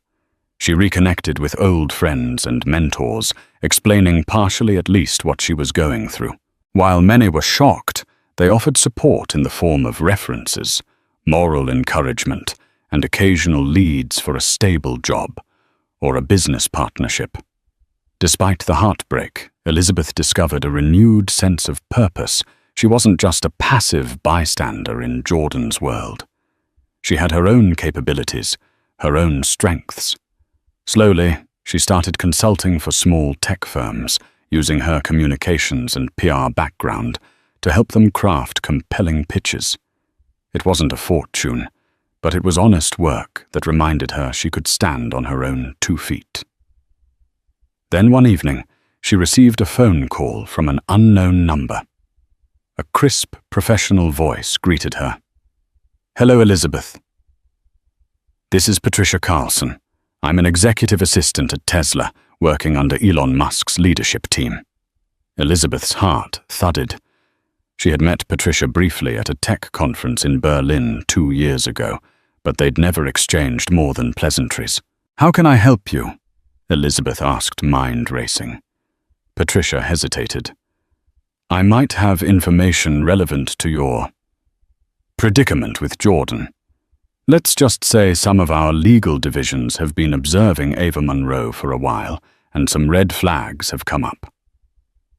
Red flags. Elizabeth's curiosity flared. "You're investigating her?" A slow exhale from the other end. "Our major concern is that she's potentially engaged in insider trading, or at least something that veers close to it. She's been known to manipulate powerful men to gain inside info on deals, especially around new technologies. We don't have direct evidence, but we do know that she's heavily involved in your husband's finances. We suspect she might be siphoning resources for her own agendas." Elizabeth's mind reeled. This was bigger than a domestic spat. Ava might be leveraging Jordan's resources and connections to stake her own claims in the tech world. That explained the sudden shifts in finances, the new trust accounts, and the lines of credit. Patricia continued. "We want to bring her down, but we need more information. You, Elizabeth, might be in a unique position to gather that." Elizabeth tapped her fingers on the kitchen counter. "Isn't that something your legal team handles?" A rueful laugh. "Yes, but we need Jordan's direct involvement. We suspect he's unwittingly giving her access to confidential materials through corporate crossovers or joint ventures. If you can help us prove it, we can kill 2 birds with 1 stone, protect Tesla's proprietary data, and help you gain leverage in your divorce." Elizabeth considered the offer. It was risky. If Ava was truly up to something illegal, Elizabeth could expose herself to potential backlash, but the lure of finally getting the upper hand was strong. "I'll do what I can," Elizabeth replied cautiously. "But how do I communicate with you about this?" Patricia gave her a secure email address and instructions on how to encrypt files. "And one more thing," Patricia said, before hanging up. "People like Ava are cunning. She'll anticipate your every move. Don't trust phone lines or any device that Jordan has access to. Be careful. Elizabeth thanked her and ended the call. Adrenaline coursing through her. For the next few days, she scoured her digital archives for anything that might hint at insider information. Jordan's old emails messages about collaborations with major tech companies like Tesla or Amazon, documents that Ava might have manipulated anything that showed a trail of questionable activity. She found a few suspicious threads, forwarded emails from Jordan's corporate account that were CC'd to Ava's personal address. Attachments relating to Tesla's Project Next Gen battery were among them, though none of this was strictly proof of wrongdoing yet. Elizabeth compiled what she could and sent them to the secure email Patricia provided. In response, Patricia confirmed that these were valuable leads, but incomplete. "Keep digging," she urged, "and let me know if you get direct evidence of deals or monetary gains tied to these inside details."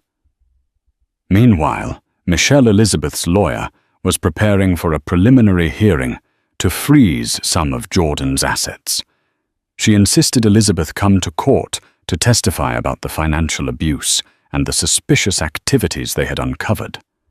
But Jordan's side surprised them by agreeing to a partial freeze without argument. "That's strange," Michelle said, tapping a pen against the conference table. "Why would he agree so easily?" Elizabeth shrugged, perplexed. "Maybe he realizes fighting me will look bad in front of the board." But Michelle wasn't convinced. "I suspect he's preparing a bigger move. Be vigilant. He may have more leverage than we know." The next morning, Elizabeth received an unsolicited text from Jordan. "We need to talk, face to face." She felt a swirl of conflicting emotions, anger, sorrow, curiosity. But she knew she had to tread carefully. She agreed to meet him in a public place, a cafe near the courthouse, where she could keep the upper hand. When Jordan arrived, he looked tired, as though the weight of his troubles had worn him down. He offered a half smile, which Elizabeth did not return. "Liz," he began using the old nickname he once uttered, with affection. Things got out of hand. She crossed her arms. "You think—" He sighed, scanning her face for warmth that was no longer there. "I want to settle this amicably. We can discuss spousal support, property divisions, everything. No need for a long, nasty court battle." Elizabeth let the silence hover. She wasn't naive enough to believe him at face value. "Amicably? Are you telling me Ava is out of the picture?" Jordan's shoulders tensed. "This is about you and me, not her. Look, maybe I got carried away with Ava's advice. She's a brilliant attorney." "She's manipulative," Elizabeth cut in sharply. He brushed the point aside. "Regardless, I'm willing to compromise, but I need you to lay off this insider trading nonsense. It's reckless. You're endangering my reputation." Elizabeth realized then that Jordan knew she'd been snooping into his communications. Perhaps Tesla's legal inquiries had begun reverberating in his circle. She saw the fear in his eyes. He was worried, if not about losing her, then about losing his empire. "You made me the enemy," Elizabeth replied, in a hushed, trembling tone. "When you let your mistress cut off my cards and throw me out of my home." Jordan looked away, shame flickering on his face. "I didn't handle that well. But you have to understand the pressure I'm under with these deals." She waited, letting him squirm. Then he continued. "You'll get a fair share. I promise. I just need you to stop meddling in my professional affairs, especially with Tesla or any other major collaborators. You'll ruin me if you do." A bitter laugh escaped Elizabeth. She thought of all the times she had stood beside him, protecting him, representing him before powerful players, forging alliances that were crucial to his success. Now he was pleading for her, not to ruin him. The irony nearly choked her. Before she could respond, Jordan's phone buzzed. He glanced at it and muttered a soft curse. "I have to go," he said, throwing some cash on the table for their untouched coffees. Elizabeth watched him leave a mixture of pity and disdain swirling in her stomach. It was obvious he was desperate, but was this a genuine attempt at reconciliation, or a ploy to keep her from uncovering more incriminating information about Ava? That question lingered as she returned to her apartment, drained. However, a new email from Patricia waited in her inbox. It contained an attachment, a partial timeline of suspicious trades linked to accounts rumored to be controlled by Ava Monroe. There were large bets placed on Tesla's stock ahead of public announcements. Gains in the tens of millions. This is huge, Elizabeth thought. If she connected these trades to emails or calls between Jordan and Ava, it could be the smoking gun. And while Elizabeth had no intention of going to the feds on her own, Tesla's legal team could bury Ava, and by extension, Jordan's complicity, if he was involved. Elizabeth clutched her phone, anxiety coursing through her. She was walking a razor's edge. One false step, and Jordan might retaliate more fiercely, or Ava might strike. But a successful strike against Ava could free Elizabeth from this entire ordeal, giving her the leverage to secure a fair divorce settlement, or even land Jordan in deeper trouble, depending on his role. She reached for her phone to text Patricia when it buzzed in her hand. A call from an unknown number again. Tentatively, Elizabeth answered. A man's voice greeted her calm and steady. "Hello, Ms. Alberts. My name is Gregory Shaw. I'm part of CEO David Hartridge's legal counsel. He asked me to follow up regarding the situation with your husband." Elizabeth's heart skipped. Hartridge's legal counsel. "We understand from Mr. Hartridge's conversation with you that there might be unethical or even illegal behavior in play," Gregory continued. "The board is concerned about potential liability if Jordan's personal dealings spill into our corporate structure. We can't risk another scandal. Mr. Hartridge would like to assist you discreetly." Elizabeth exhaled slowly. She was on the cusp of powerful alliances forming against Jordan and Ava, but the more people got involved, the more dangerous it felt. Gregory concluded, "We'll be in touch with your lawyer. If you have any crucial evidence, Mr. Hartridge suggests you keep it secure. He wants to avoid a public meltdown, but he's prepared to do what's necessary to protect the company's interests, and that includes supporting you in your legal disputes if it comes to that." Hanging up. Elizabeth felt a measure of validation. The cracks in Jordan's seemingly untouchable world were growing. Perhaps justice would prevail. Yet as she prepared to finalize the next round of documents for Michelle, a gnawing worry kept her awake at night. Cornered animals are the most dangerous, and Jordan, though once gentle and loving, had shown he could be ruthless when threatened. She braced herself for the storm that was surely coming.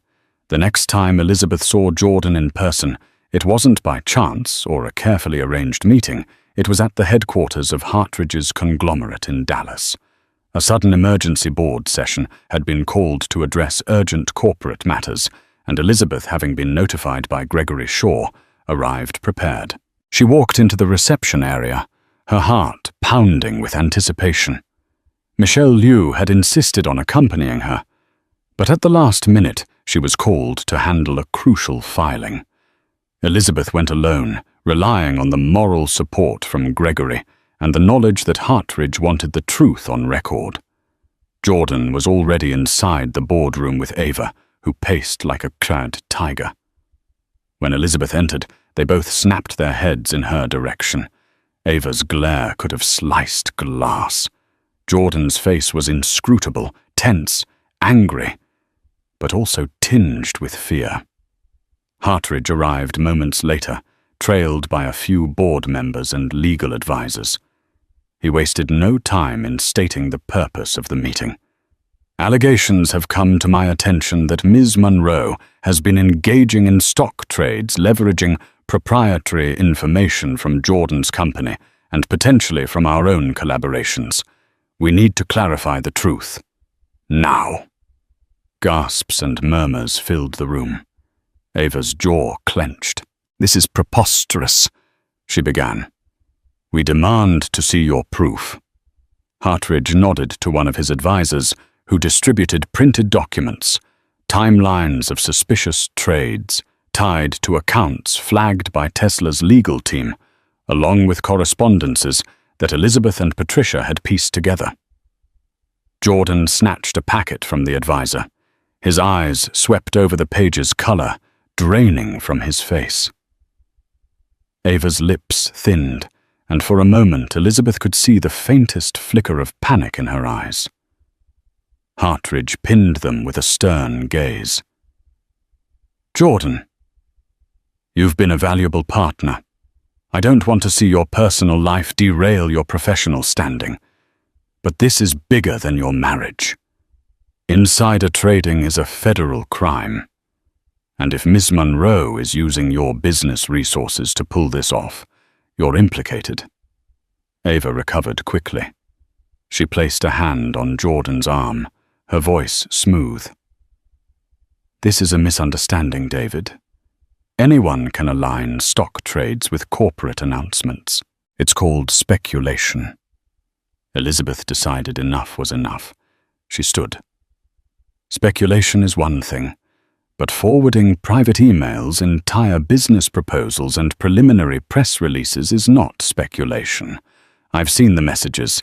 You're literally discussing the best times to execute trades based on announcements that hadn't been made public yet." Ava whirled on Elizabeth. "You have no legal standing to claim that. You're just a scorned wife trying to sabotage Jordan and me."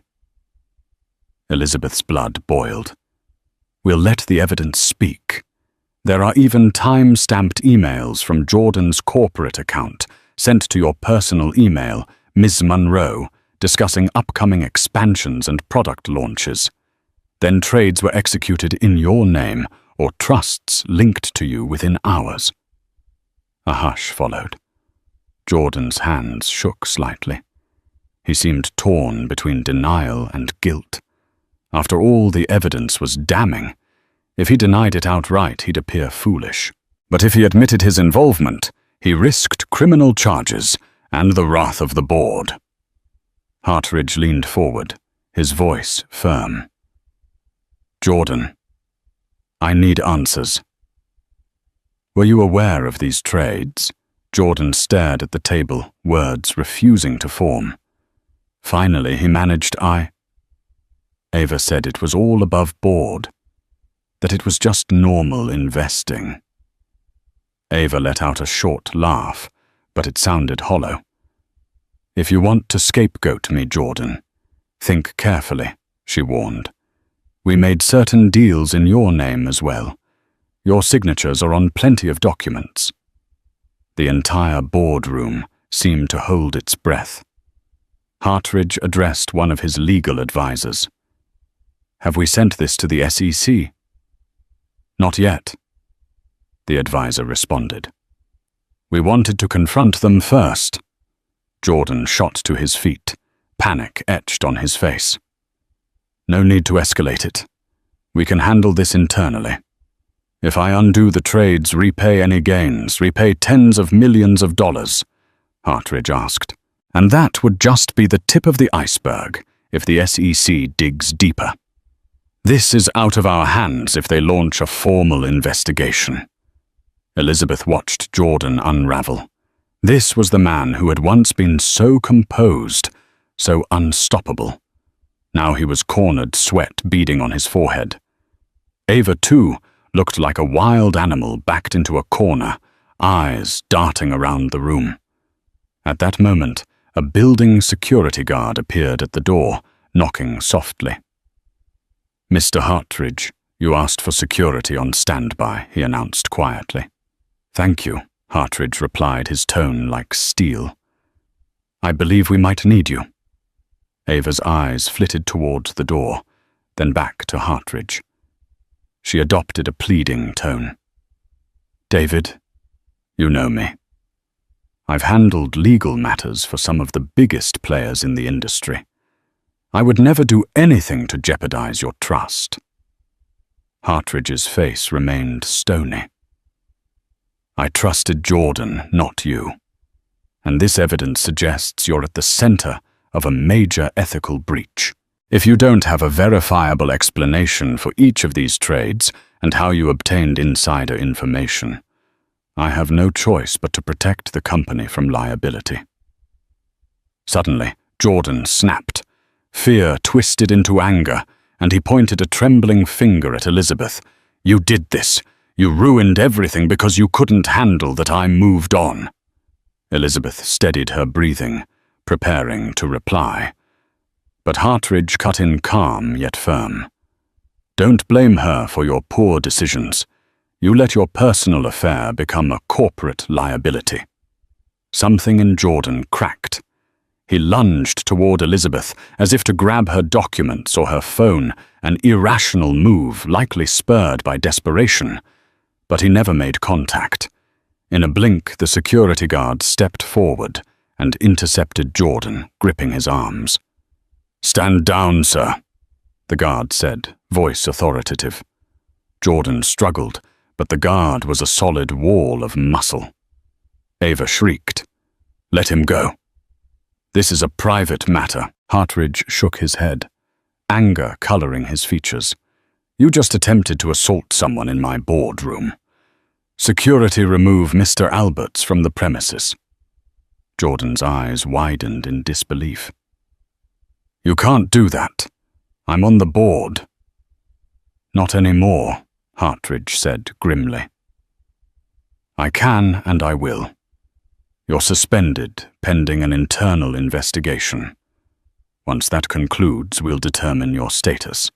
Now go and take Ms. Monroe with you." A second guard stepped in, guiding Ava toward the door as she protested threatening lawsuits and defamation claims. But her words rang hollow, overshadowed by the looming specter of an SEC investigation. Elizabeth stood off to the side, stunned by how quickly it had escalated from a tension-filled meeting to an outright meltdown. As Jordan and Ava were led out, Jordan craned his neck to shout at her. "You'll pay for this, Elizabeth. Don't think you've won." But the threat carried little weight now. In that moment, Elizabeth felt the mixture of triumph and sorrow that comes with toppling a man she once loved. She hadn't wanted to see Jordan destroyed, only to protect herself and the life they had built together. But Jordan's actions and Ava's ambition had forced her hand. Hartridge dismissed the board members, soon after instructing his legal team to cooperate fully with any investigations. He turned to Elizabeth with a sympathetic frown. "I'm sorry you had to endure this, Ms. Alberts. I assure you we'll handle it lawfully. Whatever personal or marital disputes remain, I hope you find closure." Elizabeth gave him a small nod. "Thank you. I appreciate your fairness." She gathered her documents and left the skyscraper, the bright Texas sun striking her face as she stepped onto the street. The entire drama replayed in her mind. He let his mistress cut off my cards, but the CEO called security on him. She thought a bitter yet satisfying sense of irony spreading in her chest. She wasn't naive enough to think it was over. Legal battles would continue, depositions would be taken, and the divorce was far from final. But in this pivotal moment, she had taken back her power, standing against the storm that Jordan and Ava had unleashed. and for the first time in months, Elizabeth felt a glimmer of hope that she might in the end be free from their tyranny. In the weeks that followed, word spread like wildfire. News outlets picked up on rumors of insider trading linked to a high-profile tech investor, hinting that a major name was under investigation. It didn't take long for the rumor mill to connect the dots to Jordan Alberts and his mysterious attorney-turned-partner, Ava Monroe. Elizabeth watched from the sidelines, inundated with calls and messages from acquaintances, reporters, and sometimes even old college classmates she hadn't spoken to in years. She ignored most of them, preferring to let the legal process unfold without adding fuel to the media frenzy. Jordan, under immense legal and financial pressure, attempted to strike a deal if Elizabeth agreed to keep quiet and not testify against him or Ava. Regarding insider trading, he would give her a generous divorce settlement. The settlement included alimony, a hefty lump sum, and properties that would secure her financial future. However, Elizabeth refused any agreement that required her to lie or withhold the truth if subpoenaed.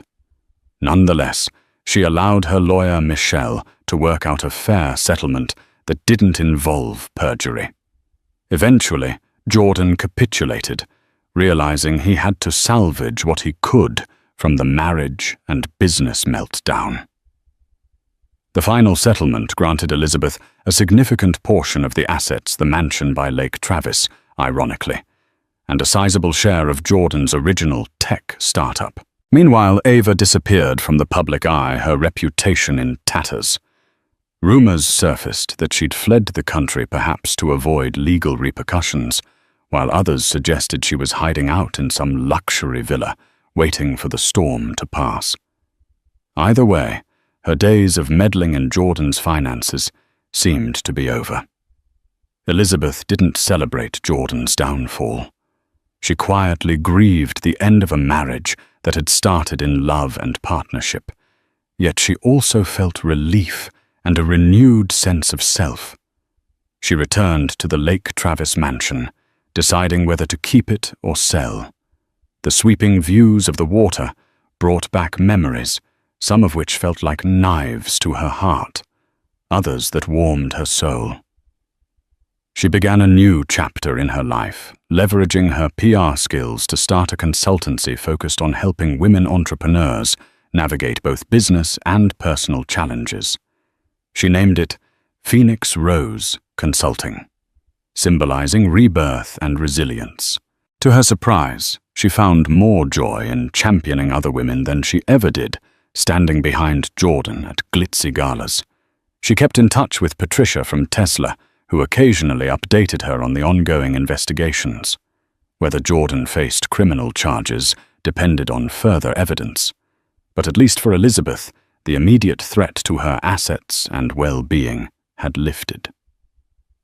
David Hartridge reached out, once inviting Elizabeth to a dinner with the board, presumably to mend fences.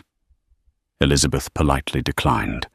She had no desire to relive the tension of board meetings or navigate corporate politics, where her personal life became public fodder. She was grateful for Hartridge's stance, but preferred to build her future away from the chaos. In moments of solitude, Elizabeth reflected on the entire ordeal. She'd once believed that love, loyalty, and shared ambition could conquer anything. Yet she also realized that unchecked power and ego could corrode even the strongest of bonds. Jordan's betrayal had been a painful lesson, but it set her free to discover her own strengths and a life not tethered to someone else's rising star. Yes, heartbreak lingered, and healing was an ongoing process. But Elizabeth found herself waking each day with a sense of purpose. She'd gather with female founders at local co-working spaces, host workshops on media relations, and offer moral support to those feeling overshadowed by bigger players. Each time she saw a spark of confidence ignite in another woman's eyes, she felt her own sense of wholeness return. In time, Elizabeth would finalize the divorce, sign the deeds, and officially start over. A sense of calm settled within her, like the slow, tranquil waves on Lake Travis at dawn. Her story, the humiliating card cancellations, the public meltdown, the mistress's meddling, would become a cautionary tale, one she shared sparingly, only when it might help others. Despite the scars, Elizabeth refused to let bitterness define her. She chose growth empathy, and a belief that with the right support, anyone can rise from the ashes more formidable than before. Just as Elizabeth thought she had reached stable ground, fate tossed her another curveball. A month after the settlement, Michelle called her urgently. "The feds want to depose you," she said. "They uncovered new evidence Jordan may be involved in deeper crimes, bribery, money laundering. Ava might have orchestrated a network." Elizabeth's stomach dropped. Jordan never mentioned anything like that. "They've found offshore transactions and documents with his signature," Michelle said grimly. 2 days later, Elizabeth sat in a stark federal office, flanked by Michelle and 2 serious agents. They questioned her about Jordan's finances, Ava's role, the card cancellations, and philanthropic events that may have masked backdoor deals. Elizabeth stuck to the facts. She neither speculated nor dramatized. One agent, impressed, said, "You've been very helpful, Ms. Alberts. This case is significant." She left emotionally drained but relieved. She hadn't been dragged down with Jordan, but the storm wasn't over. Whispers followed Jordan was hiding at a secluded ranch, dodging the press. Ava had vanished. More subpoenas were issued. An indictment loomed. Elizabeth stayed focused on her consultancy, channeling stress into helping other women navigate business pitfalls. Her story, once painful, became a symbol of warning and strength. Then came the headlines: Jordan Alberts indicted for insider trading, fraud, and obstruction. Ava was named but still missing. The scandal rocked the tech world. Elizabeth issued a single statement. "I'm saddened by Jordan's choices. I've cooperated fully with authorities and continue to rebuild my life." Eventually, Jordan pled guilty to a lesser charge, offering a tearful courtroom apology. Elizabeth watched from home, tears in her eyes, not from triumph, but quiet grief for the man she once loved. Still, she understood consequences had to follow actions. That night, beneath the soft moonlight over Lake Travis, Elizabeth allowed herself one last cry for the past that died and the hope still waiting ahead. Life has a way of testing our fortitude when we least expect it. Elizabeth Alberts began this journey as a devoted wife, only to see her world upended by betrayal and financial sabotage. Yet what she lost in illusions, she gained in unbreakable resilience. Standing up to powerful forces and calling out wrongdoing isn't easy, but it's sometimes the only way to protect your dignity and your future.